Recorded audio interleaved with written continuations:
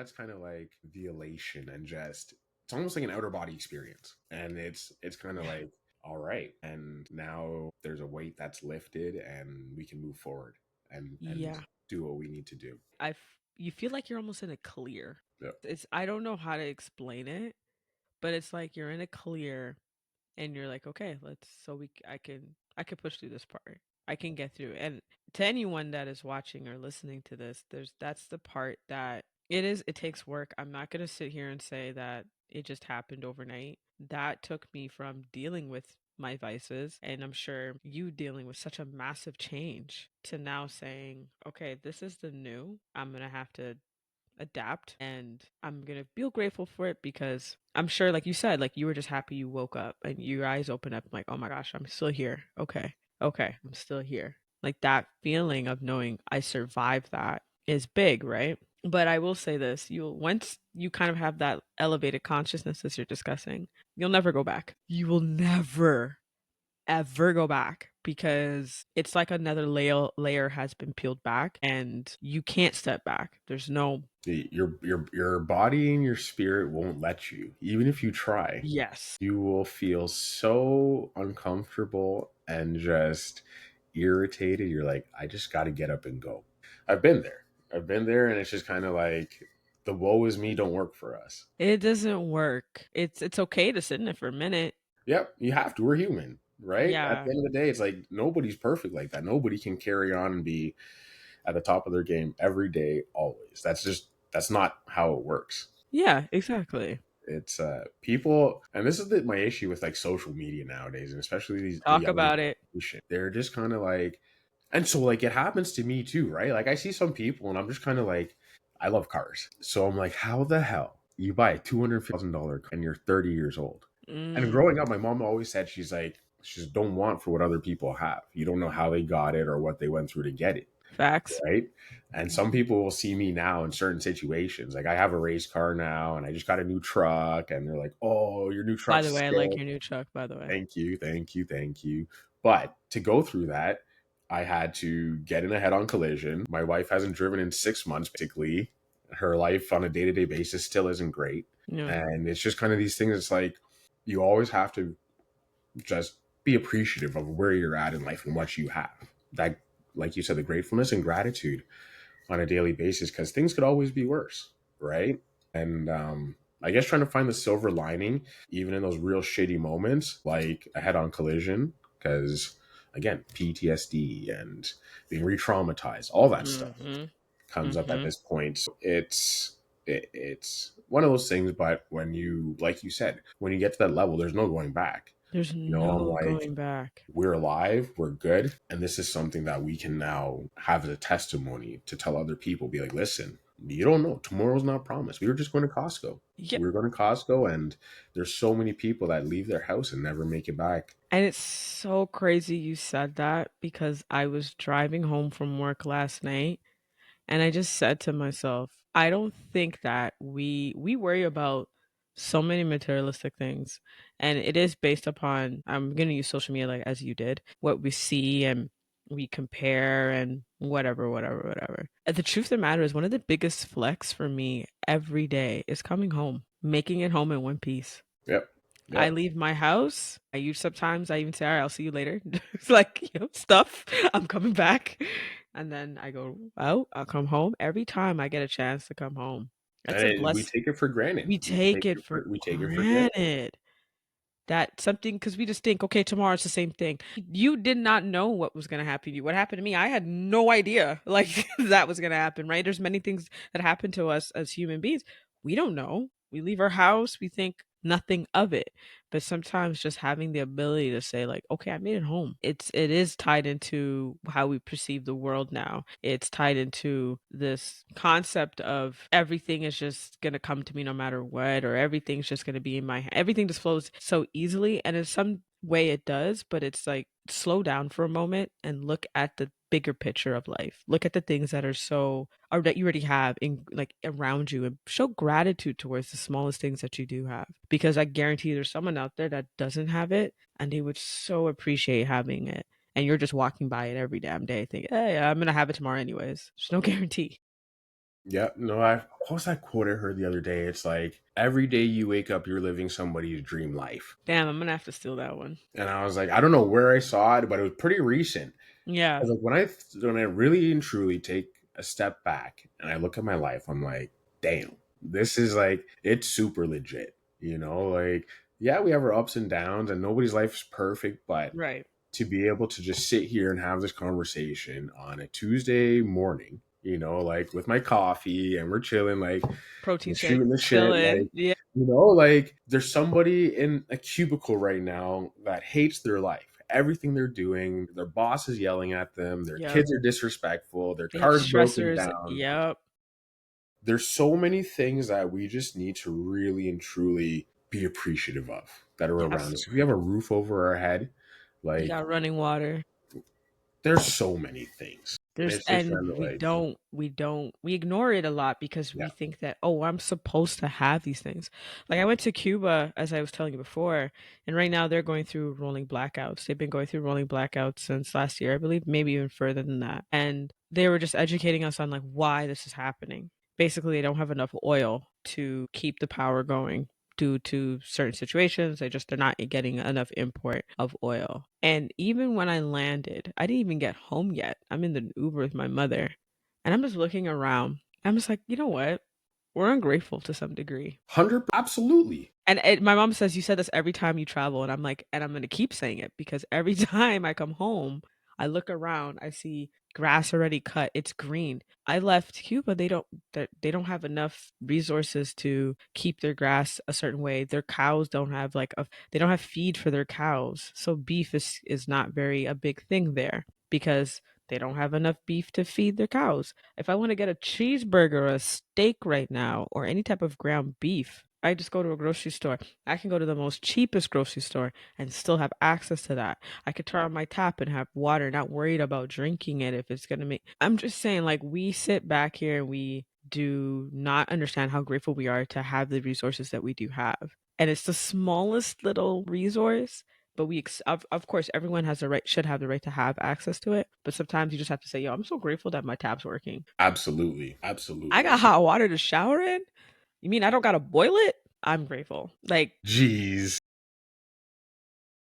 I'm Life is grateful. good. Life is Life good. is good. Yeah. And I think that's the most important part. And I'm sure you can contest to this that the moment we take a step back and just realize how great life is. Yep. No, it's like even with what I went through, and like I said, it saved my life. But the things now that I get to do and the people that I get to speak with and interact with, such as yourself, and like moving to the future races stuff, like it's so much bigger than we are. And to have that ability to give back, to be of service to your community, Mm-hmm. it there's such a great feeling to that. I finished running the Canadian National Wheelchair Basketball Championships on this past Cool. weekend. Yeah, it was. So I was co-chair of the games, and one of my local, I call him a really good friend. He's a massive community guy, and he brought me in as his co-chair to help run the games. I think he's trying to pass the torch on, and he's like, "All right, you're going to be running this stuff from now on, going forward."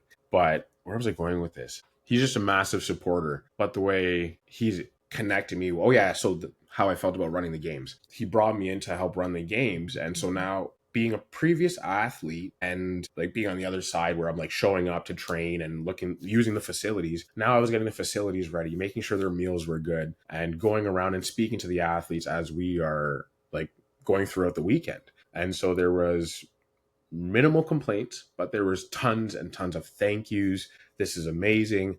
We haven't done this since 2012. You're bringing the sport back and grassroots is coming back. And I'm like, this is an amazing feeling. And I didn't really do, like, I did a couple things, but for what it was volunteer. There was no pay. And it was just like the greatest feeling. I came home and I was dead tired on Sunday, but riding a high, Yeah. and they're like, we will probably put a bid to come back in again because you guys did such a great job. So I was like, this is amazing, right? And to be able to do that and see how happy like people in my disabled community were when they won those championships, and we had sponsors for like the MVP. So they got like brand new wheels for their chair, like $1,200. Teams won some money. Like it was great. Nice.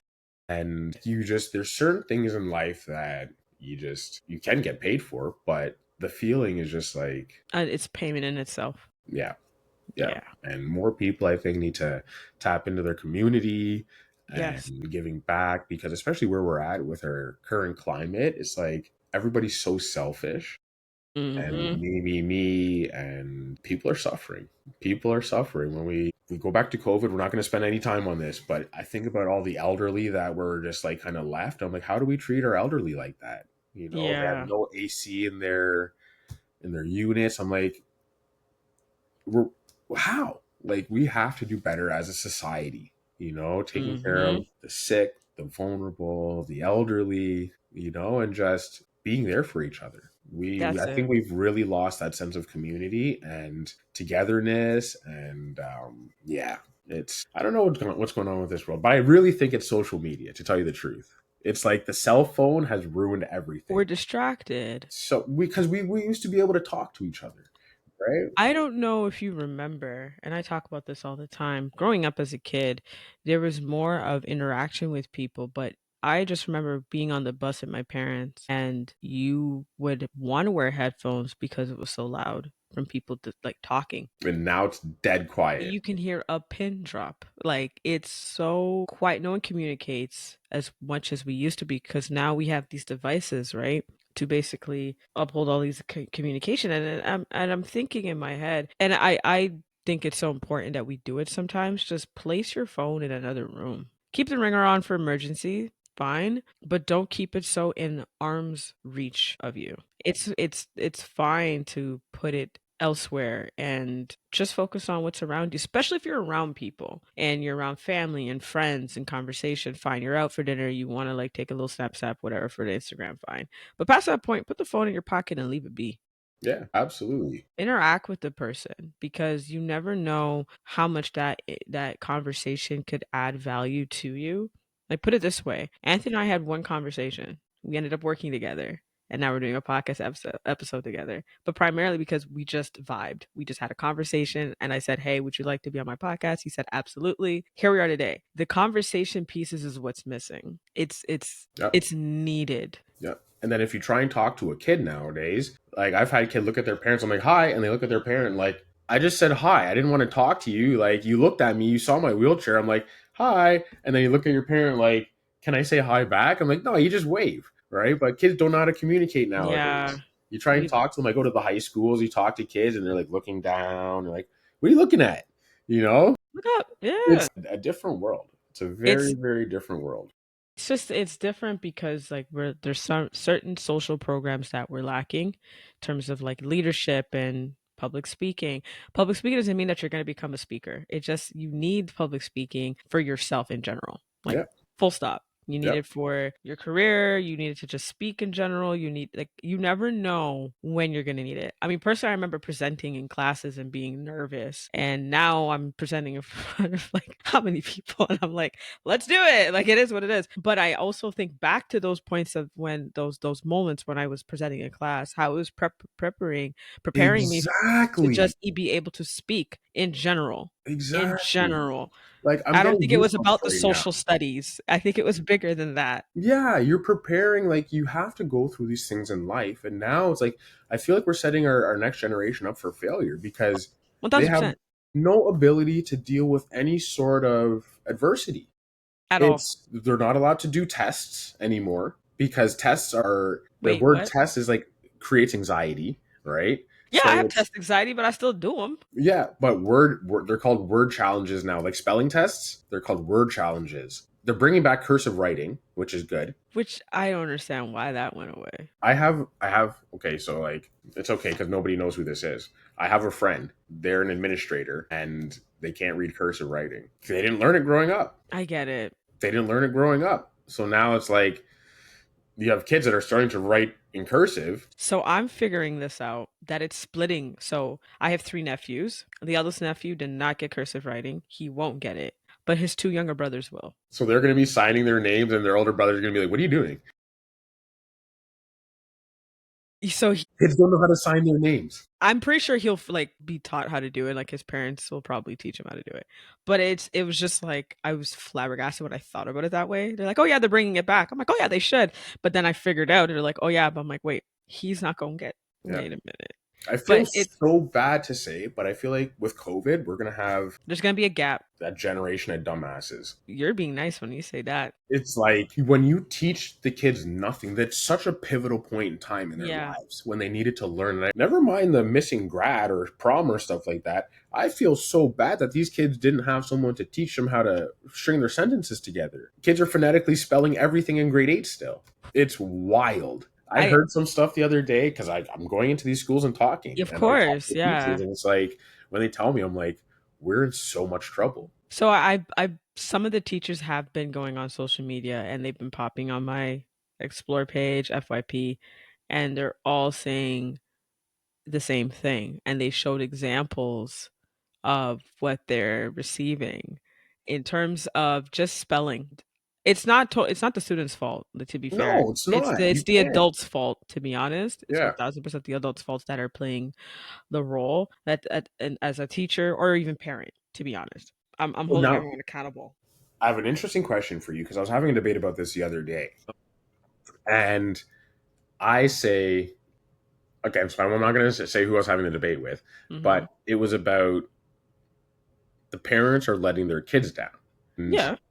I'm like, to an extent, for sure, absolutely. But then when you think about certain demographics of parents and stuff like that, they don't even have the opportunity to help their kids Oh, out. there's no space. Yeah, there's no time, there's nothing like that. And I'm saying, like, overall, it's society Yeah, because, like, we're society's it's a failing our bit kids. screwed up. Like we're failing the younger generation We and are. then expecting them to come out. We've been failing them since you and I were young, to be honest, to be fair. We have been sold the dream that we will be able to afford a home, we'll be able to have a savings or from K, we'll be able to have all this. Some of us are able, but it's a very slim, small percentage. And also what steps are being taken in order for all that to happen. It's not the most simplistic thing to do now, right? And on top of like you said, some parents can't do jack because they're working 2 to 3 jobs. It's like, okay, I know school's important, but feeding them and having a roof over their head is far more important to me. They Yep. have to pick and they have to choose. Yep. Yep. And that's the tough part. So I do say it is what I mean by the parents also have to hold themselves accountable because at the same time, as much as it sucks, you do have to be like, all right, what are you really learning in Absolutely. No, school? you have to Like, check what's in up? too. You have Like to at I least gotta do be your on, homework. especially now, you gotta be on your P's and Q's. But it's also the system has set up also the staff to fail because they're not giving them the It's in the classroom. proper, yeah, it's the classroom. First of all, you're putting 30 kids. What are you, have we lost our mind? 30 kids? How do you expect the staff to, not to mention, you're dealing with 30 kids with different, that need to have different teaching techniques. Yep. Yep. So, and now we're cutting the resources back for, parents that have children with autism or other neurodivergent or other disability. Like you're cutting back on the services that are needed so that these kids to succeed. Do you understand that these are the ones going to be in the working force when you're retired? I don't get it. They're so selfish. And it doesn't make sense. Like, give them the resources that is needed and necessary. What are we holding back on? We're getting off topic here, but anyways, like what But these are like so this is like these are the conversation I'm literally having on a daily basis that we need because to like start having more though. yeah, because it's so important and people like we're having these fragmented conversations here and here and here and here and it's just kind of like we all need to come together because and tackle this government because like this can't keep happening. We are like But here's the also the problem too. And this is why like it's tough because it's like all right, so like we have resources that a lot of places don't have. But here's also a problem too. A lot of people don't know these resources are actually existing. And you don't know they exist until you are like on wit's end of needing it. Because I'm and then it sure takes like a you couple didn't, months to get it and then you're too late. right? Like you don't even know like this has been out since before you were born. What the hell are you talking about? Like what Yep. do you mean? And which is great. I'm glad that these programs are available, but you also need to tell the people them that they are. And it's So it, it's a mix. Like I have a mix when it comes towards it because when it comes towards being in working with students, I'm creating a program right now where it's a leadership program, financial literacy, public speaking's in there. You're welcome. Empowerment's in there, goal setting's in there. Because as I got older, I'm like, why the heck did they not tell me this beforehand? Because this would have It's a saved me when I was in post secondary. Like we talk about wellness and mental health. And literally, I created a program of like, what did I want and what did I need when I was 18? Now being 37, what are some of the things that I needed that could have saved me in my 20s? And then in my 30s, I would have had like a good handle on certain things. I have it now, better late than never, but I could have had it earlier. You know what I mean? Like, although I had to figure a lot of it on my own. Like, I literally started my self improvement journey at like 19, 20, not thinking anything about it that it was self improvement. I just said, I don't like where I am mentally. I need to make it better. And I just started trial and error. This is before AI. This is like Britannica.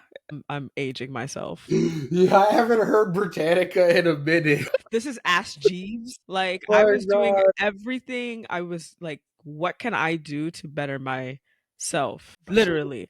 And then I started like not knowing I was coaching people after that. Had no idea. So now I'm looking at it in a bigger scope. How can I give the gems that I learned to the younger generation so that they could feel just a little bit more on a better foundational platform than I did? And that's what I mean. We're like the vibe is just on such a perfect level, and this will not be the last time that we talk. No, Absolutely not. absolutely There's gonna not. be so much more that we do together because like Absolutely. the Because youth I are agree so with you. important. The youth, like They need it. Like they absolutely. I had a workshop this past weekend and I brought my 13-year-old cousin, my nephew, sorry, cousin. And I said, "Hey, I need you to be my photographer, videographer." And he's like, "Sure." Right? Like, I'll do it. I explained to him what I wanted. I showed him some examples of stuff that was done before. I was still crossing my fingers because he's 13. Like, I don't know, right? I've seen him take pictures and stuff, but I was like, I don't know, like, but I'm gonna use them. The boy gave me back my phone at the event. I said, "You're good now." Like he was around the room, he was all this stuff. So I was like, "No, you're good." And he's like, "Sure, yeah, yeah, yeah. Get my phone. It's hot." I'm like, "Damn, okay. I'll check it when we get back to my place. I'll drop off the stuff and I'll drop you off where I need to drop you off." I got home and I look through and I'm just swiping. I'm like, "How much did you take?" "Oh, I took a lot." "You think?" He took so many pictures and videos that I had to go through and figure out what I like find the ones that weren't good. It was hard. And then I asked him like, questions like, what did you learn? Blah, blah, blah. And he's like, I didn't know you do all this stuff. And it's kind of nice to see that you're speaking. And I like the questions I want to make youth realize there's more than just the things that you see, like just going to work and coming home. There's other things that you can do to add to your community.